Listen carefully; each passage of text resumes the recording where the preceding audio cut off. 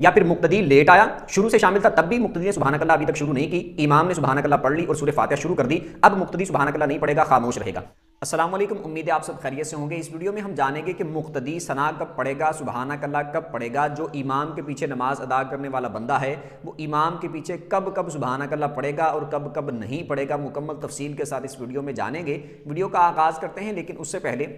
थोड़ा सा तकल्लुफ़ करके वीडियो को लाइक कर दें और जो इस चैनल पर नए हैं चैनल को सब्सक्राइब कर दें, बेल आइकन पर प्रेस कर दें ताकि हर दीनी मसले पर जो भी वीडियो बनाई जाए आप तक वो आसानी से पहुंच सके। याद रखिएगा, जो मुक्तदी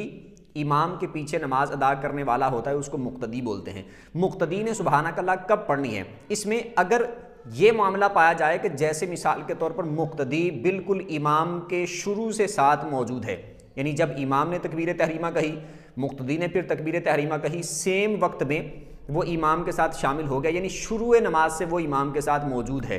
अब ऐसी सूरत में तकबीर तहरीमा कहने के बाद इमाम के लिए भी सुबहानक अल्लाह पढ़ना सुन्नत है और मुक्तदी के लिए भी सुबहानक अल्लाह पढ़ना सुन्नत होता है।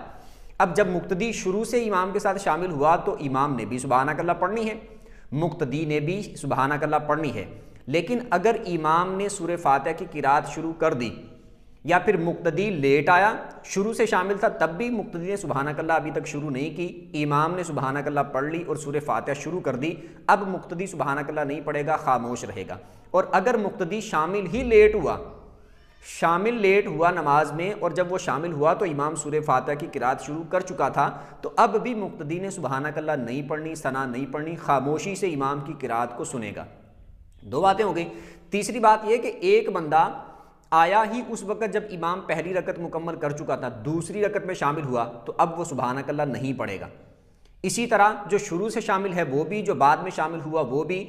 तीसरी में शामिल हुआ वो भी, चौथी में शामिल हुआ वो भी, सिर्फ पहली रकत वो है जिसमें सुबहानक अल्लाह पढ़नी है और वो भी उस वक्त पढ़नी है कि जब इमाम सूरह फातिहा की किरात अभी उसने शुरू न की हो, खामोश हो, अभी सूरह फातिहा पढ़ना उसने शुरू नहीं किया, उससे पहले पहले सिर्फ पहली रकत में मुक्तदी ने सुबहानक अल्लाह पढ़नी है। अगर पहली रकत का वो वाला हिस्सा उसने निकाल दिया, ज़ाया कर दिया, या उस वक्त सुबहानक अल्लाह उसने नहीं पढ़ी या उसके बाद शामिल हुआ, तो ऐसी सूरत में पहली रकत में भी सुबहानक अल्लाह नहीं पढ़ेगा, दूसरी में भी नहीं पढ़ेगा, तीसरी में भी नहीं पढ़ेगा, चौथी में भी नहीं पढ़ेगा। और अगर किसी की एक पूरी रकत छूट जाती है, पूरी रकत रह जाती है, या 2 रकतें रह जाती हैं, या 3 रह जाती हैं, या 4 रकतें रह जाती हैं, यानी उसकी कोई रकतें अगर रह जाती हैं तो वो जहाँ से इमाम के साथ शामिल होगा वहाँ से इमाम के साथ पढ़ना शुरू कर देगा। अपनी नमाज को मुकम्मल करने के बाद जब इमाम सलाम फेरेगा, चूँकि इसकी 1 2 3 4 जितनी भी रकतें बाकी हैं इसने खड़े होकर अपनी नमाज पढ़नी है, अपनी रकतें पढ़नी है। जब अपनी पढ़ने के लिए खड़ा होगा तो वो जो उसने पहली रकत वाली सुबहानक अल्लाह नहीं पढ़ी थी और पहली पूरी रकत इसकी निकल गई थी, तो अब खड़े होकर जो वो जो पहले वाली रकत ये पढ़ेगा तो उसमें ये सुबहानक अल्लाह पढ़ेगा। सुबहानक अल्लाह पढ़ ले, फिर सूरह फातिहा पढ़े, फिर उसके बाद सूरत मिलाए, फिर रुकू सजदे करके अपनी नमाज को मुकम्मल कर लें, या फिर ज़्यादा रकतें अगर रहती हैं तो उनको भी मुकम्मल करे और सिर्फ पहली रकत में सुबहानक अल्लाह पढ़ेगा।